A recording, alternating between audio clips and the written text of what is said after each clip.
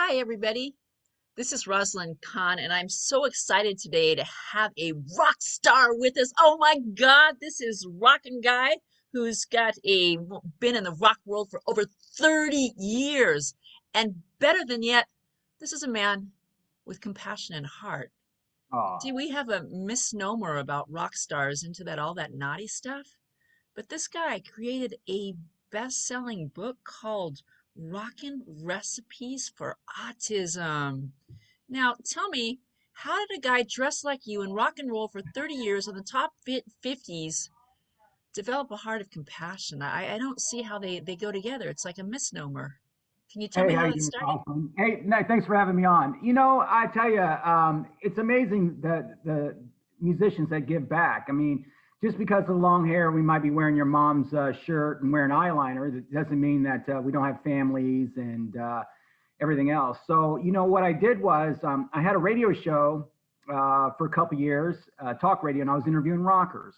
And I just came back from New Orleans. And if you ever been to New Orleans, it takes you a couple of weeks to get over eating the food there. I'm like, where do you go? You just go to Applebee's after being there. So as I was interviewing this famous guy, he was telling me, I'm from New Orleans. My family's from there. I got this recipe of jambalaya. It's 100 years old, blah, blah, blah. So I got a recipe. Then I started collecting recipes. And after I got to about 20 or 30 of them, I found this charity called We Rock for Autism. It's a 501c out of South Florida that does music therapy for kids that are in the autistic spectrum. And so now that I had 20 some recipes, I had the charity, I just buckled down. I didn't call any managers or lawyers. I just reached out to friends that I've seen over the last almost 40 years on the road. And I've got a new cookbook. It's never been done before, by the way. And it's called Rockin' Recipes for Autism. And what it Wow. is, it's a rock star written cookbook. I've got members of Ozzy, Whitesnake, Quiet Riot, Stone Sour, Skid Row, Doc, and Toto, many, many more. There's 57 famous rockers in this book. And it's kind of all over the place. And the thing is that's funny about it, you think these rockers wouldn't know how to cook anything other than maybe mac and cheese and hot dogs. But believe it or not, the majority of people that I have in my book are vegans, vegetarians, they've owned restaurants, and they're just cooks. So, and I think it kind of works with the music because typically musicians are creative people. So just part of that. But yeah, that's why I did it. And then I actually have a son who has Asperger's, which is a form of autism. I just got the one boy, so I just kind of got thrown into the whole autism thing. But it's a tight knit community. And what's wild about it too is, they say 1 in 54 people in America have some form of autism, which I think is really, really high. I mean, when I was growing up in school, you might have had that one quirky kid in the back of the class, but now there's just classrooms filled with these kids. So, Right. so I don't really know. Like for instance, here's a recipe: Uh-huh. pumpkin ravioli by Okay. the late, he just passed away. It's the late Frankie Vanelli from Quiet Riot. Oh, So what basically it is, they'll do a little story on them and then huh? just the recipe. A lot of them are family traditions and things as well. Oh, that's amazing. Now, do you have any reason why autism is such on the rise right now? It's becoming such a mainstay. Is it is that our diet? Is it the environment, or is it just newfound interest on that subject arena? What do you think's behind that? Well, that's a good question. So my son, obviously being with Asperger's, he's high functioning, and they say guys like Elon Musk or Beethoven has some form of it. But I asked him, he thinks, now this is coming from my 20-year-old son, he Huh? thinks that there's just more awareness. But Right, right, right. me personally, I could not rule out everything you just said. The food, the environments, and I'm not an anti-vaxxer, but I mean that's another thing too. They load these kids up with vaccinations. Right, Um, right, right. well, I just remember the time when he was about 2 years old and he got that. They gave him like 7 shots in one dose, and then he broke out in hives. I had to take him back to the hospital. I'm not saying it. I mean, I know it's hereditary too, but I think it's definitely something that needs to be checked on. And the problem is society in general, especially being that many millions of people with autism, they don't really know how to deal with them. Schools don't know how to handle them because a lot of schools just want to push them through. And these kids are all really, really bright. To me, autistic kids are like little mini superheroes. They all have their own superpowers, but they have other issues too, mostly social. Right, right, right. I think I remember there was an autistic kid in my class, and correct me if I'm wrong, they're the ones who can't sit still, right? They're like always moving. Well, see, that's another thing about autism. They're all like snowflakes. They all have different degrees of it. Not one Right, is exactly the same. You might have one kid that's got autism and OCD. You might have another kid that has some other combo of stuff. So there's not like one real cure for that. right, My son, he used to be everything was literal. You know, if I told him, hey, tomorrow we're going to go out for pizza. Now, this is him being a smaller kid. And then tomorrow come around and your car breaks down, we can't get pizza. He might actually have a meltdown because of that. Or when I used to take him to a new restaurant when he was a kid, he used to do this. right. Yeah, I had a They get frustrated because they don't know how to get their emotions out. right. Or so yeah, there's a lot of that kind of stuff, a lot of literal. And I think that that their nerves are on top. You know what I mean? Like everything is perceived. Right. Yeah, so this one kid I was mentioning, and we'll just call him somewhere along on the stream, is although he'd always be moving in his seat and so on and so forth, when he got up to speak, it was brilliant. Yeah, It was brilliant. And then when we went in lockdown, what I remember most that was really surprising was, you're talking about the noise. You can't have that noise. Is he'd be in his house in the bedroom underneath the bunk bed, and I said, "What are you doing there?" He said, "It's the only quiet place in the house." yeah, And he was just, I said, this kid has got to get an award. He's got to get some recognition because, what he's gone ahead and what he's done out there. But, another follow up on a thing that you mentioned about the recipes. I spent a year traveling in an international touring group. And one of the things I did was I gathered recipes from the different families. right. So that is kind of cool. So when you think of those different recipes in there, what was kind of shocking to you? You said there was a lot of vegetarians and things like that, but was there any other big surprises on the recipes that you got? Well, like I said, a lot of them were just like passed down from families and stuff. Like for instance, I'll just show you a couple other photos. That's Steve Lukather from Toto. Oh wow. He actually has a son that has autism. Hmm. I've got like Doug Aldrich. I just did one here. This is Joey Allen from Warrant. He actually bought a bunch of cookbooks and gave them away to his family for Oh, Christmas. wonderful.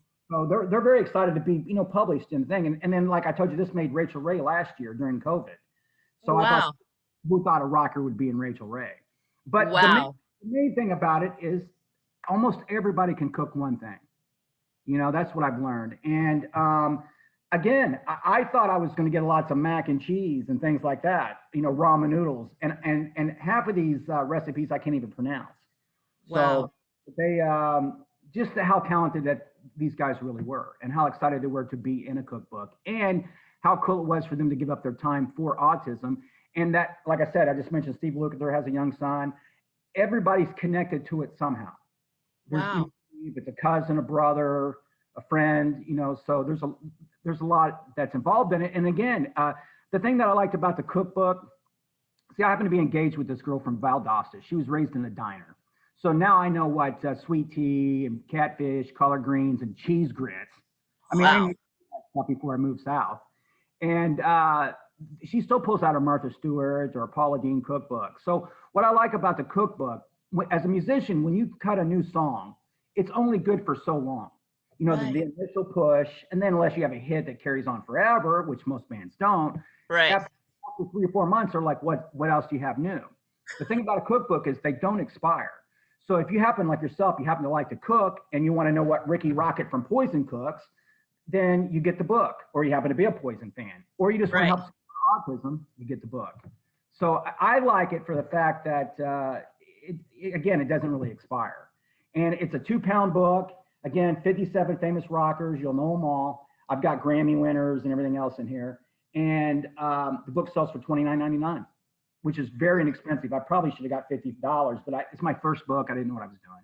Well, yeah, you can't rake them over the coals on the first one. That's definitely for sure. Definitely for Well, I sure. just want to make sure to move them. But yeah, but I couldn't believe how much paper is.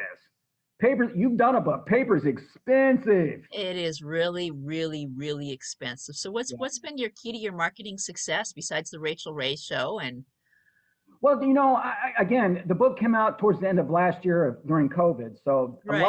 lot of that stuff was closed down. Now, I have been on a lot of local television and radio shows across the country, and I've made it in some rock mags that I typically get in anyways. But basically just that, me promoting it and then trying to get to different avenues that I'm not used to, like your Rachel Ray. Or I was featured in Autistic Parent Magazine. And Wow. that was cool. They did a big article on me. And so just out there, raising awareness. And actually, I'm hoping it's going to be a little bit better now because, I mean, even though we're talking about the COVID, it's not completely over. Right. And this time last year, everything was closed down. All the shows were closed even. So I'm thinking that I got a little push here come Christmas, then come April, which is Autism Awareness Month. I'm hoping to go out and do that run one more time and try to get on, the Ellen show or Today show, etc. Wow. And you can say, hey, I remember I was on Rosalind's Community of Unity, and that was really special. That's what put me over the edge right there. It Plus, was that one show. yeah, well, the other thing that happened too, that didn't kind of happen for me, that will now, is a lot of the guys that are in the book are obviously proud to be in the book, or they wouldn't have gave me a recipe. And I was expecting a lot of them to be on the road selling them at shows and things as well. Didn't happen because we didn't have shows. But it's slowly going back out. You know what I mean?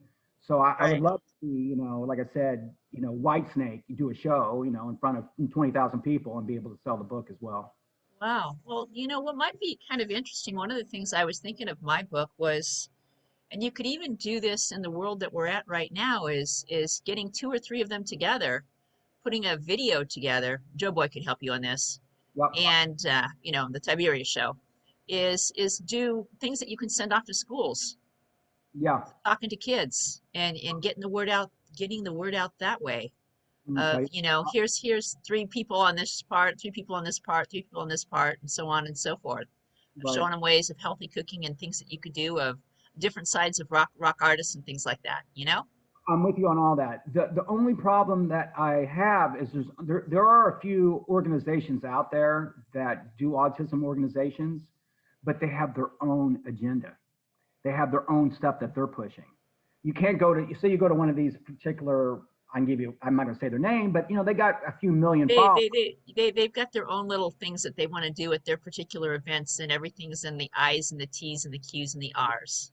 That's the problem I had. I did something a few months back where I was out of state and I was trying to set up a 2 hour like book signing, and I actually called an autistic school, and they wanted to charge me $300. So I didn't really get that. You're trying to help. You're trying to help, not trying to hurt. Wow. Well, that sounds like a really good thing. We're going to go ahead and take a break because I've really enjoyed this history of the rock and the recipes and how you put this book together and all the exciting people that are in it. And we're going to just take a really quick break, and we'll be right back. Hold on.